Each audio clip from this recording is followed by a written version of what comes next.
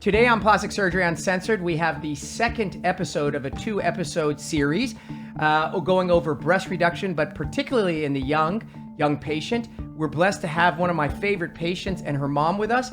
Today in the second episode, we're going to be talking about the aftermath, what life is like after a breast reduction, all the benefits and all the advantages of having undergone the surgery. So make sure to tune in and check out this episode.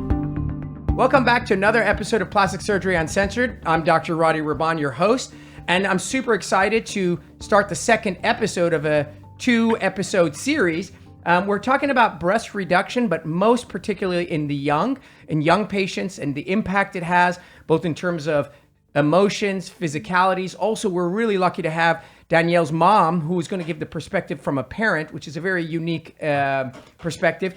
If you checked out the first episode, you know what entails to get a breast reduction. Today's episode, we're going to dive right in and talk about the aftermath, right? What it's like after you've had a breast reduction. Were all your fears, did they come true? Were they not as bad? Was it worse? And also all the gain that one had hoped for. So welcome back, guys. Hello. Thank you. All right, great. So what's life like? You know, both you had a breast reduction, and then obviously the whole goal of it is to see what it does for you both physically, obviously, and then also emotionally. So give me a little insight on how your life has been. When did you have your breast reduction? I had my breast reduction a year ago. Okay, and how old are you now? Now I'm 19. 19. So you had it when you started the process at 17. Yes. So if you guys listened into the episode prior, you started the process at 17 with your parents. You decided, it took you a year, which is an amazing, good for you. And at 18, you decided to do your breast reduction. Yeah. We did it a year ago. And so now you're you're past the initial stages of healing. So you tell us, what's life like for you? Life is very different in a positive way. It's great. I'm able to wear whatever I want, work out as hard as I want in whatever activity I would like, and Jump as high as you want. as high as I want. And you hadn't been able to do that since when? When did your breast develop? You were 14, 13? I think that they Around stopped 4, growing. they stopped. No, when did you start developing large breasts? She started getting breasts at like 13 and a half, 14, and they weren't so large. And then at 16 to 18, like that's when they just like blew up. Right. So let's give a little background. You're 5'1", right? If I'm not mistaken, 125, 130 pounds, whatever. And your breasts, which we discussed, have no meaning, but they were like a 32G for whatever they're worth. And so let's talk about the physicality of it first, because in our last episode, you talked about all the things that it was causing you. Do you have the scars in your neck, the back pain, the neck pain, the posture, the 2 or 3 bras? So tell me about the physicality. Like, be descriptive and tell me what it's been like. now that it's over with. Yes, now for you, the new life. No scars on my collarbones. I only have to wear one sports bra, and I can wear one that has very minimal support. I don't have to wear a bra I don't really wear bras that much unless I have to. Tell that to your doctor. You should be wearing a bra. I wear bras all the time. She can wear open back things. You know, she's not as restricted. Yes. And so what kind of physical, so give me an example of what you physically couldn't do prior to your surgery. You couldn't. It was just agonizing. It was just incapable. And what you can do now that you always wanted to do. Give me an example. I can walk into a bathing suit store and pretty much wear any bathing suit that I would want. And before, I would have to look for the largest size, look for the one with the most coverage, and then try it on. You'd buy 2 bathing suits, right? I assume, because your bottoms and tops would never match. Oh, for sure. And the tops were always Extra like small, old, extra like, large. you know, she's a young girl, and they would look very, they were a little Grandma-ish. bit more grandma-ish. So on the clothing side, which people often minimize, but it's huge, you now have the luxury of being a normal young lady. Right. It isn't anything special. It isn't special is normality. You can just be like your friends. You can go to H&M, you can go to Zara, and you can just walk in and be like, ooh, that's a pretty dress, and buy it. Whereas before, I'm sure everything had to be premeditated and calculated, and I can't fit into that. On the physical side, what are you able to do now that you weren't able to do? I know you love to do dance or something. What was it that you would try to do and you're like, oh, this is too painful, and now you can do? Give me an example. Well, I love doing cardio, and before it was very hard for me. I would jump a few times and I'd be in so much pain that I would just stop. I'd feel super discouraged. Also, not only would it hurt me, but jumping and like having to constantly carry that weight with me was very uncomfortable, and it would lower my self-esteem and kind of make me self-conscious. So that's something that I can do on a physical aspect. And posture. I mean, Right. I was going to say, you see her from the outside. Yeah. So looking at her, because this is really important. You can see her from a different vantage point, right? Let's talk about her physicality. What physical changes have you seen her? Purely physical. What have you seen that's different in her ever since she had her breast reduction? Well, physically, I just, like I said, I see her posture. I mean, the way she walks is better. She's able to work out a lot harder. Like, Are you more fit now? she's definitely more Right, fit. because like, I mean, here's a person who has a really strong engine, meaning you have a desire and a want, but you physically can't, and then you unleash that person and you work out 5 or 6 days a week. Imagine the gains that one can have. So a lot of people assume large breasts are correlated to lazy people or heavy-set women, right? Total lie. That isn't the case. Never. And she's here you very are, petite. you're tiny, and now you're kicking ass. Yeah. So, but what about the emotional aspect? So you tell me, Mom, Oh, from I your mean, perspective. So just dial me in, because this must be super exciting for a mom, because you help facilitate, because as a parent, you want the best for your child. And if you know your child is insecure or discouraged or maybe doesn't feel as confident, right? You would do anything in your power to help your child be the best version of themselves, right? Yeah, absolutely. So what have you seen change in her in terms of emotion and confidence? I mean, I see that she's a lot more confident in such a great way, where she's just very, happy with herself, with her body. Whereas before, she was always crying. Like when we would go into a fitting room, I saw that she was so insecure about something. And, it breaks your heart as a parent, especially, she's such a beautiful girl, and you constantly tell her, like, you're so beautiful and you should appreciate what you have and stuff. But now she's like a whole different person in so many ways. Not just that she can wear whatever she wants, but even when she goes out and she's walking on the street, just simply walking, you see a different person. She walks differently. She just accepts herself. Yeah, so I find this is really the key to all of what we do, right? So everything is about the side of the quarter you look at. People who are out there who are anti-plastic surgery are constantly looking at the negative outcomes that we see on TV and whatnot. But because I have the luxury and the honor of taking care of people like you, I get to see the other side of the coin, which is there's this saying like, oh, just embrace yourself and love yourself. But the truth of the matter is that through the vehicle of plastic surgery, as in your instance, or in many other ones, you then actually can really love yourself and you can really be, comfortable in your own skin. And people don't understand how powerful plastic surgery is in terms of catapulting you to your very best. Yeah.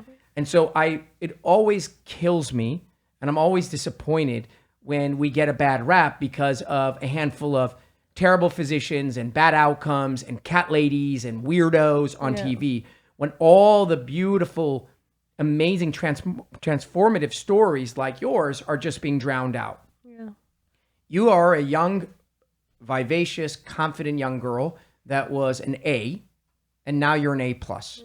And nothing could have done that. Nothing. Zero. Doesn't matter. I feel like her breasts, like we always talked about this before, how it was like, it so didn't match her body and her personality. And, because it also, not just the way it looks, but for some reason, when people see a girl that's very developed, they assume other things about her. Like, oh, she must be like, she's very developed. Maybe she's a little more promiscuous. Exactly. Yeah, I mean, we can talk about it because sexuality is connected to breast. Yeah. And here you are, a young girl, you're 16, you have very large breasts. Even if you try to be, even if you're what do you call it?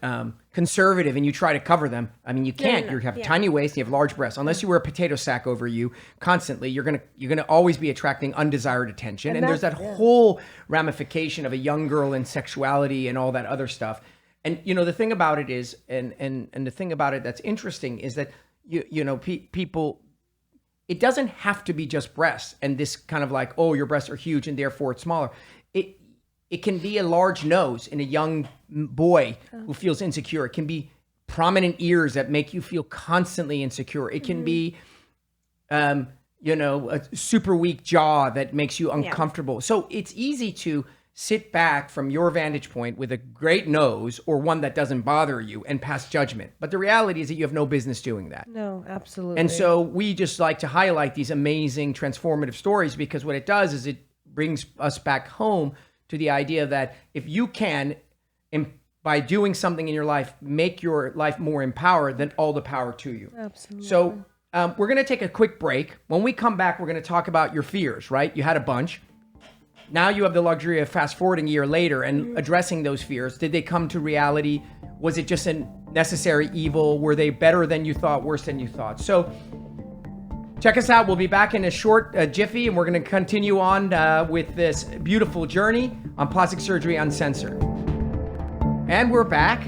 I'm super excited to be back here speaking with Danielle and her beautiful mom. So when we broke at the segue, we talked about fears. So tell me about your fear. So let's dive into the most common one, which is scars. So you're a year out. I will first preface that by saying that scars take 2 to 3 years to be AKA matured. Okay. So you're at a year. Tell me about your hideous, awful, ugly scars. They're not hideous and they're not awful. And they're almost non-existent. I mean, they're like a thin, it almost just looks like a little thin pencil. I mean, obviously not that color. Right. A very thin line, and it's only been a year. Right. So you had a fear of that, right? But you sort of had come to terms with it, right? You said, well, I've gone online, a lot of ugly scars. I mean, I've read a ton of reviews and everyone's sort of talking about it. I'm okay with it, right? Because you got to almost be okay with it. Right. But I mean, how bad off is it? Is it something that you're conscious about? Are you insecure about it? I mean, I expected that they would be worse. And then now seeing them and taking care of them, and I'm so happy with the results. And I definitely thought that they would have a greater impact on me. Like I would feel self-conscious about showing them or about wearing something and then someone possibly seeing it. But I don't have those fears at all. And when I wear a bathing suit, are you conscious of it? Are you like if you're in a dressing room and you're changing and you're at Zara with your friends, are you like, oh my God, I hope it did? No, right? It's funny because she was so insecure before when she had large breasts, and she was so worried about the scars. That was one of the things that she was so worried about. But now it's like she's so secure with herself. She's so confident that she's like, even if someone sees my scars, I don't care. Isn't that crazy? Isn't that crazy? Yeah. Organically, God-given, beautiful breasts, large. She was more insecure than, say, now, obviously your scars are beautiful, but it's so, it yet is another powerful indication of how life can change for the better. And I didn't think it would be like that at all. I thought that I came to terms with having scars, but I thought like, oh, I'll wear things that'll cover it. They won't be that big.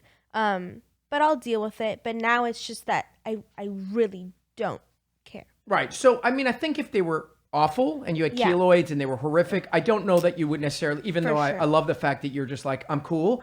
I think that that's very important for people to understand. You, again, right back to what you said. You can't just look at this as a breast reduction. I'm knocking off some breast tissue. It's a cosmetic procedure with a functional component. And if you're a 20, 30, 40, 50-year-old woman with ugly breasts, but lighter, you will not be happy. Right. So you must give it the same attention as you do for a rhinoplasty. What about shape and size? That was another fear, that you'd be way too small or way too big. Where are you in that regard? I think that I'm the perfect size for my body. Everything kind of just makes sense and fits right. Shape is perfect. I wouldn't. She has beautiful breasts. I wouldn't. I wouldn't change anything. Right? No, really. I mean, they're. First of all, I know she says she's a double D, which she is. She's a 30 double D. 30, by the way. 30 is like 30. She's tiny. She has a tiny waist, which you couldn't tell before because her breast would cover her waist. So she has a tiny waist, but double. I don't know what they're doing right now with all the bras, because double D to me is like back when I was her age, it was like a C. Right. So she looks more like a C. Correct. Yeah. So you hit on that, because, by the way, I want to reiterate that for all the people with large breasts and they're like F, G, Q, H. Victoria's Secret has forever ruined breast sizing. Yeah. Okay, so everyone knows notoriously that Victoria's Secret is 2 sizes larger than you normally are in any other bra brand because they wanted to, and they're the king, and they can do it. They can literally call you whatever the hell they want. So forget about the letters, and I tell that to breast aug patients, just like walk in and you are whatever the hell fits right. But for sure, she's not a double D. Yeah, that's why when I look at her breasts, to me, she does not look like a. No, she's like a double full D. C, Yeah. full C. Exactly, that's what she looks But like. you know, they're she wears perfect. whatever she wears. So Yeah. the shape is super important, and your breast is great shape and lighter. So now you get to play the role of the expert because you really are an expert, right? Indirectly, you are a microscopic macro. Macros. I don't even know what the hell I'm saying. You are the epicenter of knowledge, okay? So what advice would you give to another young girl, because they're all going to be young girls listening, from the patient's perspective, and then mom, you secondly, what is the advice you give people? Because now you're like the guru here. I mean, I think my biggest thing is that it did take, even though it took me a year to really decide that this is what I wanted to do, at the end of that year when I was 18 and I came in, I knew 100% that this is what I wanted to go through. And this is what I felt like would be the best decision for myself. And so I feel like before anyone decides to have a breast reduction or any plastic surgery, that they just need to make sure that that's what they want and that's what will make them happy. How did you get to that place? So that's the next question. So like that sounds super zen, but like Right. how do you get to that Right. place? Through my experiences, I just, every time I would go into a store, I would work out, like it just became a bigger and bigger issue and built up. And so I knew that's what I wanted to do. So you were conscious of how it was impacting your life on a regular basis and Every day. confirming more regularly that, wow, this really is is a big deal. And then mom, what would you give advice to parents? So you have a young daughter or a son who is not 25, who's not 20, forget about the legal age. Let's just say they're young, even if they're 20, and they're contemplating this kind of massive life-altering decision. And you're on the one side want to protect them, on the other you want to encourage them to follow their so-called dream. What advice do you give a parent? How do you navigate this? Well, I mean, I have a son as well. And when my son was younger, about 3 years old, he had a stuttering problem. So I took him to the doctor and we worked on it. And I took him to a speech therapist because I knew that if he grew up still with the stuttering problem, it would affect him, you know, his insecurity and people laughing at him, just, you know, everything that goes with that. Sure. So I feel like even though I know people are like, some people are against plastic surgery, I feel like if your child is struggling with whether it's a big nose or large breasts or, like you said, like large ears, whatever it may be, it's just like fixing it if it was an internal thing, like a stuttering problem, or if they need glasses, you know, if you're going to give them contact lenses. It's kind of the same thing. Yeah, it's a bigger procedure, but it can really impact them for the future in so many different ways. I mean, that we don't think about every little thing, but Right. it really does. Well, we call that it a gives ripple effect, right? Because you right now, I talk about trajectory. Her life is forever changed. Yeah. Yeah. And all the, Who she marries, what job she gets, how she interacts with her friends. I mean, And the way people look at her, even though, I mean, you know, there's so many judgmental people out there, but even the way that people look at her, whether she goes to get a job or, you know. oh yeah, for sure. You And know- what I can't stand, and I mean, people know that I'm obviously this whole notion of, you know, love yourself, be zen, kumbaya, whatever. Are you kidding me? If I walked into my office with a tattoo across my forehead, don't give me that people would see me the same. Yeah. Same pedigree, same training, same results. I just walk in with a tattoo on my forehead or orange hair. We're gonna judge. We are not judgmental people because of where we are in society. Human nature, biology, apes, orangutans, deer are judgmental. It's called making decisions and assessments. So if you walk up to a girl and they have, you know, ginormous breasts, then they're going to be perceived a certain way. So this whole idea that, like, you know, if you can be okay with it, good for you, but that's not reality. No.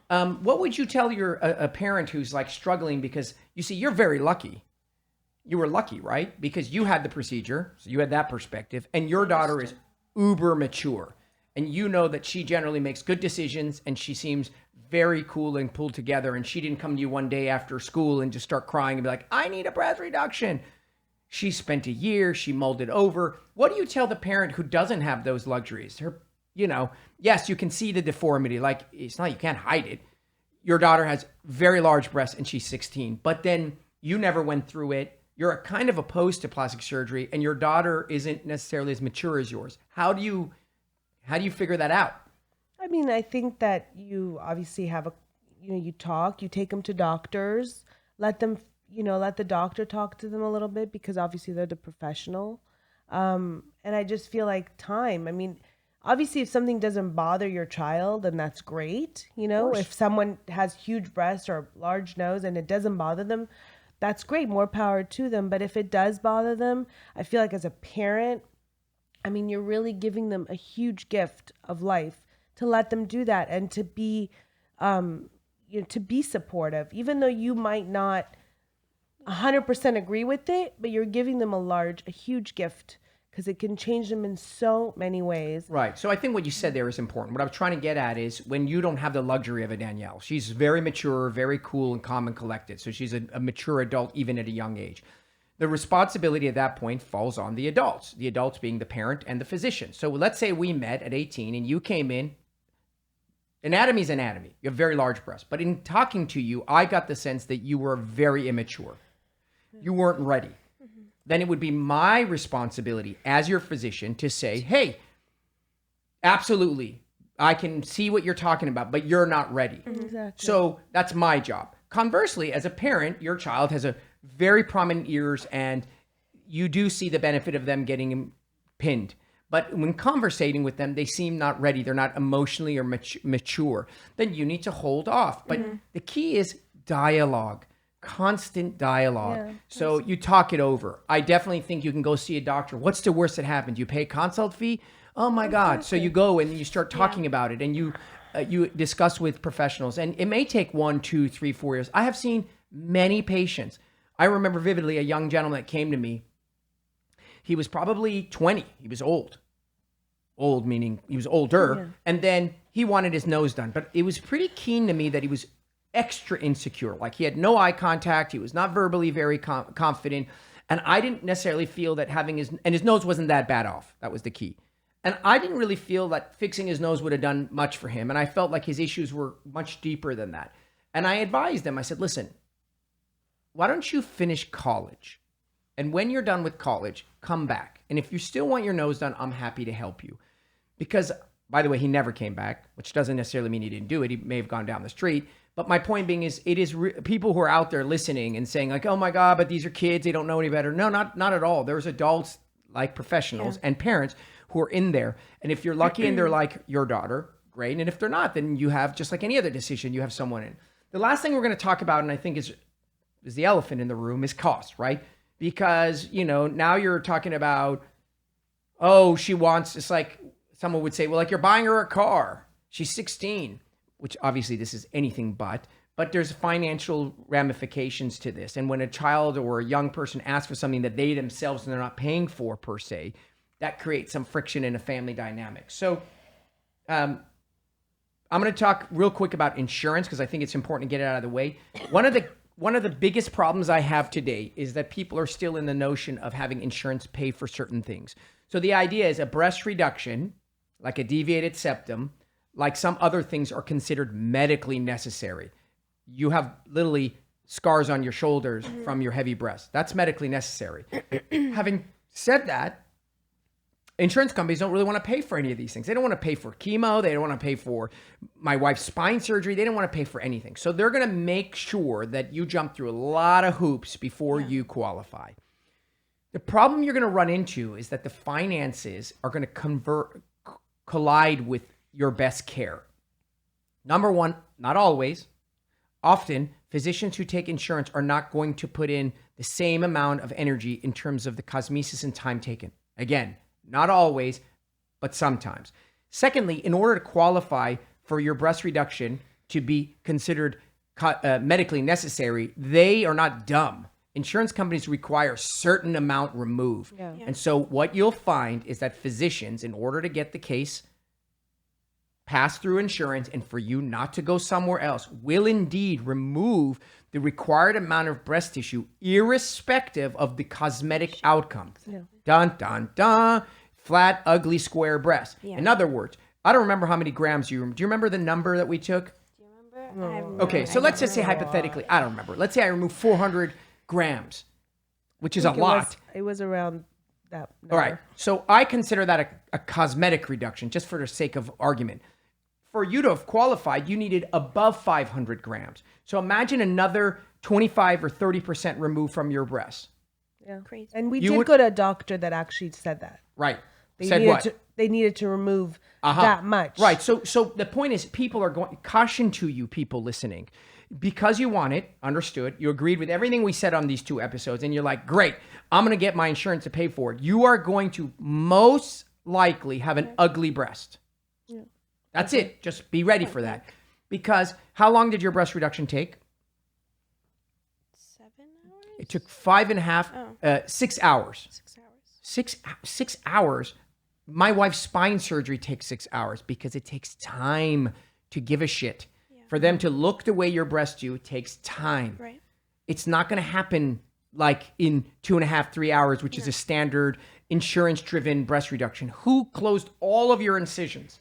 You did. Me. Who's going to come in there when I have my insurance case do it? The tech.